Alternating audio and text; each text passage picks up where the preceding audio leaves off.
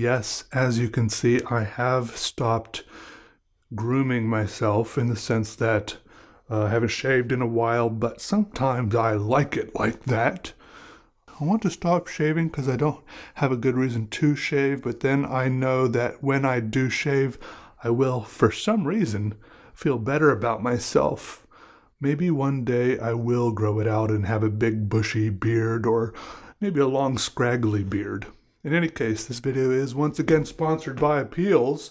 Let's take a look at what we've got going on back here so far. Step a little closer. So, in some recent, very exciting and action-packed videos where I drew lines at great speed, or at least I edited the videos to make it look like that, we drew the designs for these three appeals. This is an iPhone appeal, I think some iPad, some sort of tablet, iPad I believe, and a bumper sticker here, but the point is I upload these in very high image resolution so that they're available on all sorts of different products, okay? So check the link in the description for that, and also consider creating a creator account so that you can upload your own designs and monetize your art that way so that other people can buy your designs on all sorts of different appeals. So, like I said, in the last video, we did this one, and there was a giveaway with a secret code word. Here are the winners of that giveaway. Congratulations, everyone. And then this time, in this video, we're going to draw the design for this blank spot down here. This one is the size of what they call it's a hydro flask. Now you might be asking, what is a hydro flask? And to be honest, I'm not quite sure. From what I've gathered, it's some kind of water bottle. I'm personally more of a Nalgene guy.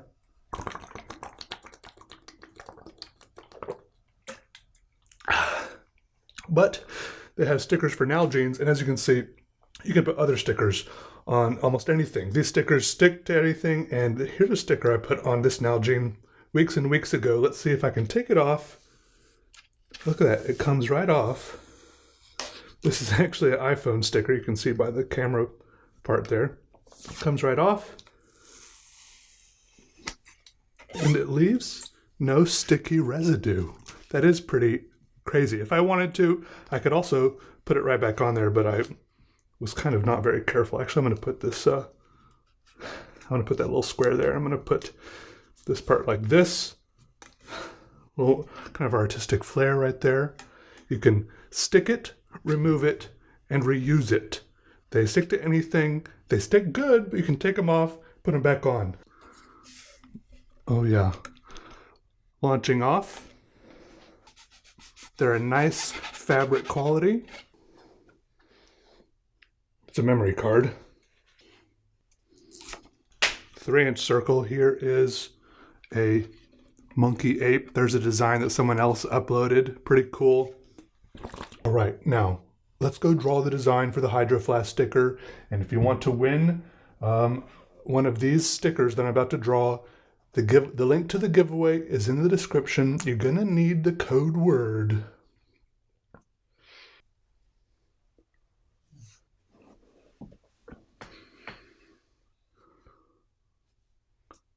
Ugh, it's hard to think of code words. Did you notice I'm wearing this guy's watch that he gave me in the other video?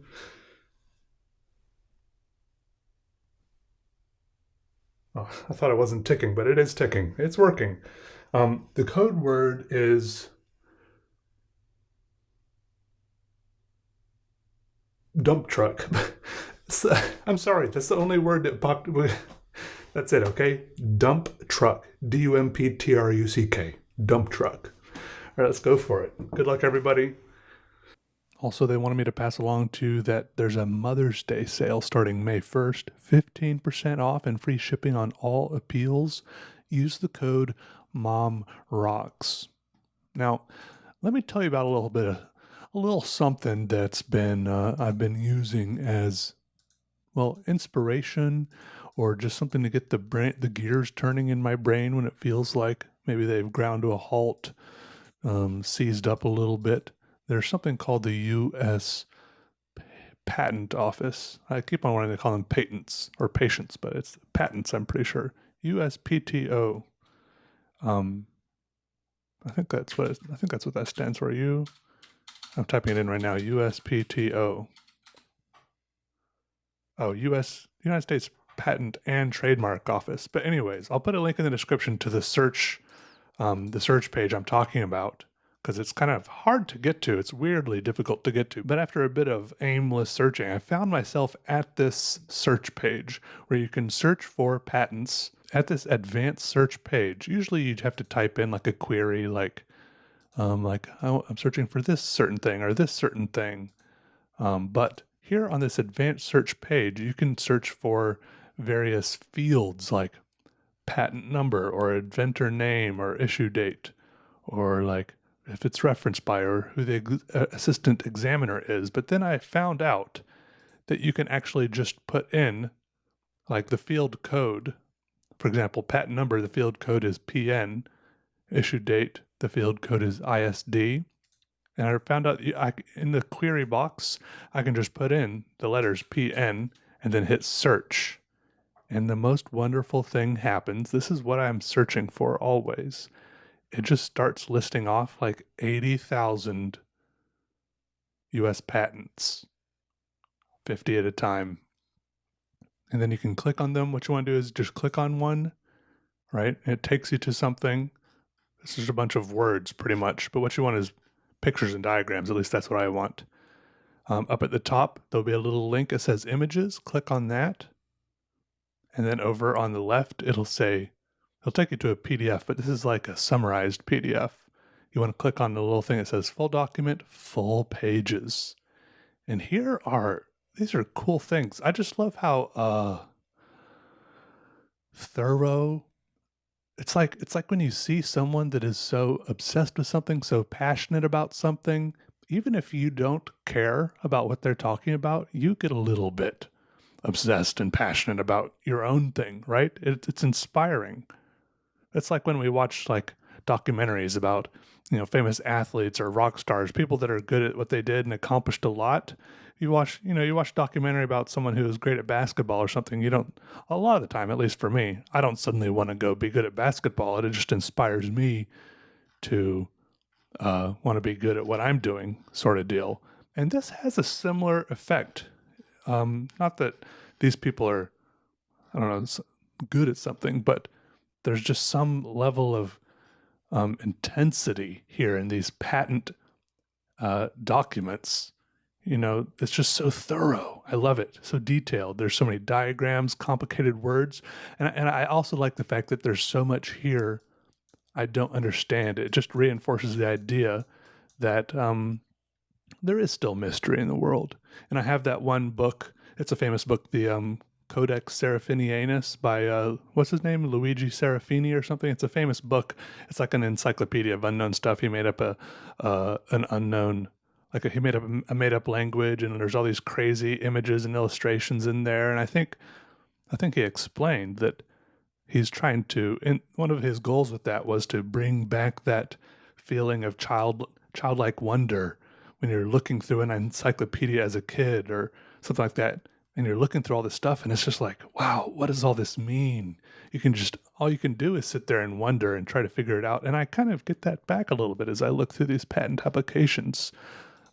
Even just looking at the names. I mean, some of them do have very, very simple names, like the title of some of these is just image sensor, or sequencing by emergence is slightly more complicated, right?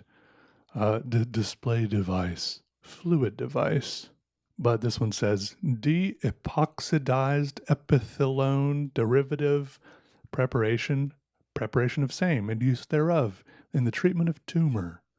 And you're like, wow, I mean, obviously that's something medical, and you can just like click on that, and then you can just look at their explanation of how it works, why they think they should, have the patent for it. There's all these cool diagrams, big long words, and all these, I don't know if it works the same way for you, but for me, all these other ideas start popping into my head about things I want to draw. I don't know. I like it. This one's called a soft temporal matching in a synonym-sensitive framework for question answering. Some of these sound like they were like auto-generated by some sort of machine, making ad libs. I don't know. They don't even make sense to my mind. Like, what does that even mean? Sometimes I would go to websites where they had automatic like generators, which would combine words in cool ways, to give you ideas. They were like, these are like generators supposed to be used by like authors and stuff to get ideas for their novels of fictional technologies and stuff like that. And I've used those generators in the past for when I'm like drawing, like fake spaceships and other stuff like that. But some of these words sound more ridiculous and unknowable to me. Some of these things that have been patented sound way weirder than any of the things on those automatic generators. This one just says pixels. This one says user space preemptive real-time scheduler, optical bipolar phase shifter. That's a real thing apparently. And most of these, you can click on it and look at it, and they have diagrams which are supposed to explain how it works. And I mean, how does it work at the patent office? Do they have people at the patent office who are also experts, like on an equivalent level, about all these things, so they can confirm or deny whether or not these are legitimate patents? Like, I mean, on each document, there's something called an abstract, which sometimes I try reading because I think, hey, maybe this should explain what's going on here. But sometimes the abstract is just as confusing. But I still like looking at the diagrams. There's like, sometimes the diagrams are all charts with like words and a bunch of weird like lines, dotted lines going different directions, calculations, equations. Sometimes I get the idea that they're trying to ride some fine line between giving away enough information so that they can get their invention patented, right? I don't know how this whole process works, of course, but they don't feel any pressure at all to help anyone out in understanding how their invention works. They don't want anyone who doesn't understand the technology to understand it, because the more people that understand this technology, I guess the more competition they would have in the industry, right? I don't know, maybe I'm just being paranoid, but I've always loved diagrams, and this is a rich new source of them that I have found. Maybe everyone already knows about this, the patents, the diagrams, the unfathomability of so many of them, the words, the explanations, just sends my mind off wandering into the cosmos, and I love it. So, Hello, everyone. I have here in my possession the final product. Check it out. Looks pretty good. Let's put it here now in the blank spot. Peel it off. There we are. Don't worry if you don't get it right the first try. Remove it, reuse it.